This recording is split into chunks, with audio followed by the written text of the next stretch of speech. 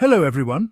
In this video, I'll be translating and summarizing the latest Urdu broadcast by Sabir Shakir to make it accessible for our English-speaking audience. Let's go through the key developments and insights in Sabir Shakir's words. Sunday is usually a day off, but today there is a flood of news. Much of the attention has shifted toward the Israel-Iran war. However, that does not mean that fascism in Pakistan has decreased in any way. Fascism continues as before, economic terrorism is ongoing, and the plundering of Pakistan remains in full swing. The fake regime currently imposed is offering no concessions. Their only goal is to somehow keep this fake system, this system of stolen elections, running. In this context, certain backdoor activities are taking place, and we will share an extremely important piece of news in this vlog regarding Field Marshal General Asim Munir's visit to the United States. What is the international media saying about this visit? There is one piece of news that has left me personally embarrassed. What kind of situation has arisen where invitations are obtained by paying lobbyists just for the opportunity to step into halls of power? We will definitely share that critical update. But first, let's discuss Pakistan's economic situation. For the past 3.5 years, a false narrative has been continuously pushed that Pakistan's economy is in ruins and that Imran Khan was responsible for its collapse. In reality, the economy was doing very well during his time. As of now, the situation is that the Senate Standing Committee on Finance is holding its session. As you know, the federal budget has already been presented, and in the Senate Standing Committee, the budget is reviewed in detail. Each item is debated, demands are discussed, and minor changes are made, so that everything is settled within the committee before it goes to the Senate floor for passage. This is known as the Finance Bill or the National Budget. During yesterday's session, Chairman of the Federal Board of Revenue, Rashid Langrial, who is a senior bureaucrat appointed by the government, stated that the richest class in the country has not paid 1,233 billion rupees in taxes. He said that only 5% of the population controls the wealth in Pakistan, while 95% do not have the capacity to pay taxes. He further said that there are 670,000 wealthy households in Pakistan, and the top 1% earn over 10 million rupees annually. These 5% of wealthy individuals are supposed to pay a total of 1,700 billion rupees in taxes, but they only pay 499 billion, resulting in 1,233 billion rupees in tax evasion. That's about $4 billion in tax evasion. Now consider this. We are borrowing $6 to $7 billion from the IMF, while $4 billion are being lost every year due to tax theft. And who is evading these taxes?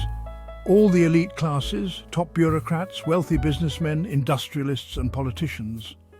These are the people looting the nation. The rich, whose factories and mills you can see, are the ones evading taxes. Meanwhile, the burden falls on the salaried class. Last year, the salaried class alone paid 600 billion rupees in taxes. This year, a target of 535 billion rupees has been set for them. In contrast, the rest of the population only contributes 60 to 65 billion rupees, while earning billions and trillions. Look at their factories, look at their lifestyle, you'll understand everything.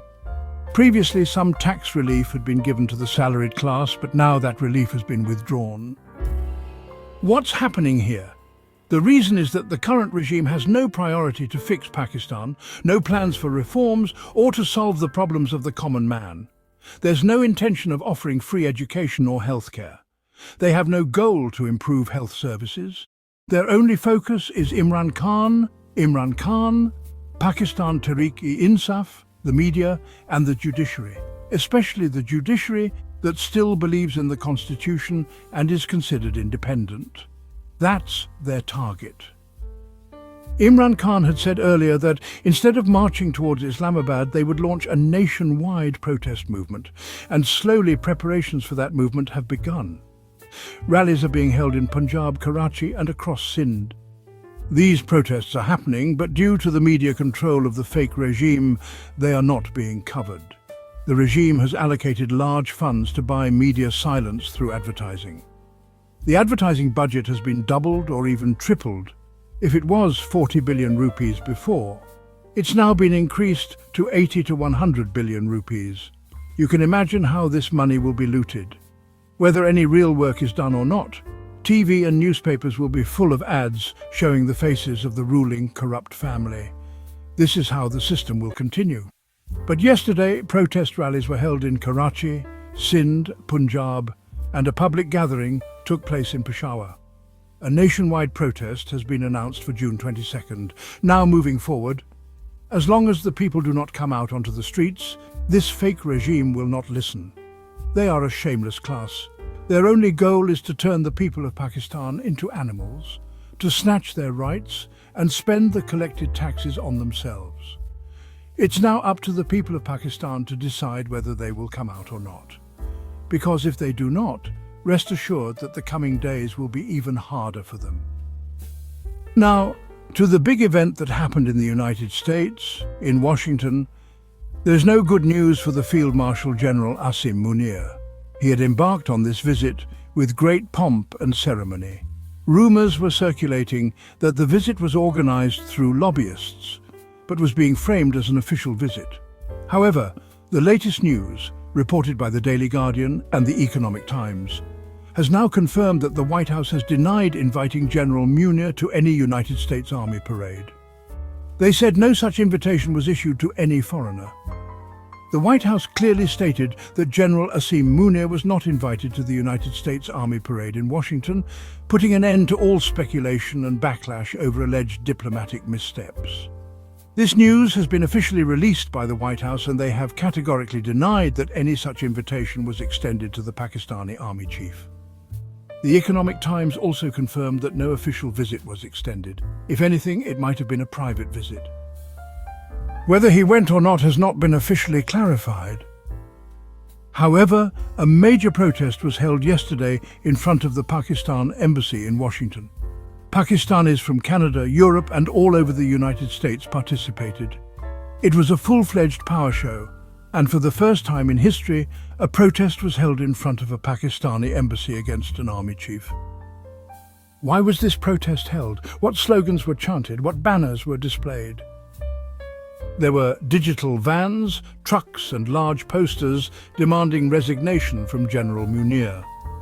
The protest was about the trampling of human rights in Pakistan, about fascism, about unconstitutional and illegal acts, about election rigging, and about the oppression committed by the military on May 9th. They openly demanded that General Asim Munir resign from his position. The legitimacy of his appointment was also challenged. The banners and posters clearly displayed this demand. Protesters also raised their voices for all the innocent people who have been killed, especially PTI workers and journalist Arshad Sharif, whose murder remains unresolved. His family, particularly his mother, still has not received justice.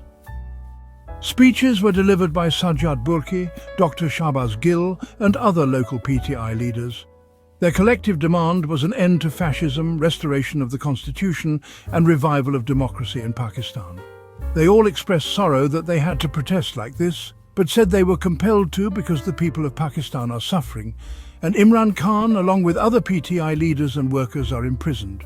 Bushra Bibi, Shah Mahmood Qureshi, Jahangir Tareen, Mehmood-ur-Rashid, Omar Sarfraz Chima, Dr. Yasmin Rashid, and others were mentioned. Dr. Shahbaz Gill especially highlighted the murder of Arshad Sharif, explaining how he was killed and how justice has still not been served. This whole series of events is heartbreaking, and the only thing we can hope for is that those responsible come to their senses and change their ways. Meanwhile, on social media, a clip of two sisters from Canada went viral. They had come to America specifically for this protest. They held up photos of Imran Khan and strongly condemned the fascist regime currently imposed in Pakistan. Finally, the Khyber Pakhtunkhwa government has filed a petition in the Supreme Court to become a party in the case regarding reserved seats.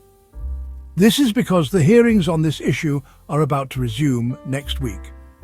Justice Yahya Afridi, who had gone for Hajj, has now returned and is now, well, Haji Yahya Afridi. The head of the constitutional, though reportedly illegitimate, bench, Justice Aminuddin, has also returned from Hajj. The KP government, through the Additional Advocate General, has filed a petition in the Supreme Court requesting to become a party in the review petition regarding reserved seats. The petition argues that the provincial government and the Speaker of the Provincial Assembly are necessary parties to this case. It claims that the review petitioners intentionally excluded the provincial government as a party. The petition further states that the judicial decision directly affects the fundamental rights and interests of the provincial government, and thus the Khyber Pakhtunkhwa government should be allowed to participate as a respondent in the case. This is a critical legal move because attempts are being made to suppress the reserved seats case. And now that both Justice Yahya Afridi and Justice Aminuddin are back from Hajj, the hearings are set to resume in the coming week. The constitutional legitimacy of the bench itself is also being questioned, with many legal experts referring to it as an illegitimate or improperly constituted bench. So this is the overall situation. The government, institutions and elite class appear united in preserving the status quo, while the people, constitutional forces and those fighting for democracy are pushing back against fascism, lawlessness and corruption.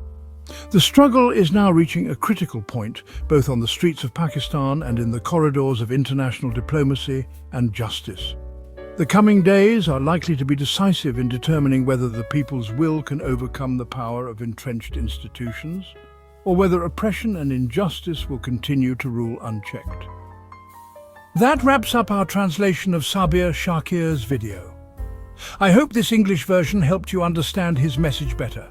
Please like, share and subscribe to Awami Lens to help our community grow. Don't forget to leave a comment below and let me know what you thought of this effort.